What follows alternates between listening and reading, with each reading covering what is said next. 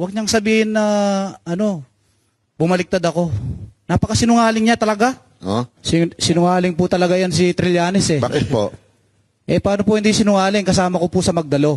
Biro mo nung tinanong siya ni Ma'am Jessica Soho na bumaliktad daw ako. Nung time po na yun sa Oakwood, pinababa po kami ng junior officer niya.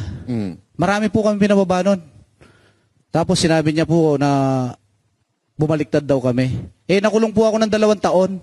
Nalagasan po ako ng 3 rangko na pinaghirapan ko po ang spot promotion sa Mindanao yun. Kasi naniwala kami sa kanya.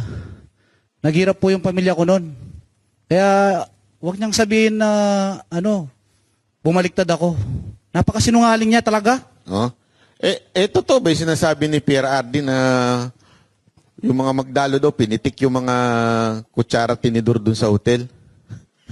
Hindi po totoo yun.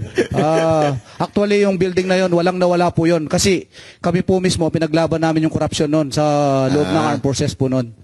Kaya naniwala kami sa kanya nun. At actually, yung Magdalo po, buwag na po to eh. Halos wala na pong naniniwala sa kanya dahil sa kasinungalingan niya tsaka yung tumatanggap siya. Siya mismo ang gumawa ng ganyan. Ang pinaglaban namin is corruption. Anong pakiramdam mo nung siya ang unang-unang dumideny kahit alam niyo may na-deliveran? Di ba, unang-una, nagdemanda ka? Siyempre, po ako nasasaktan ako bakit nagawa niya yon. Samantalang yung pinaglaban namin, corruption. Tapos ngayon, siya mismo ang gumagawa.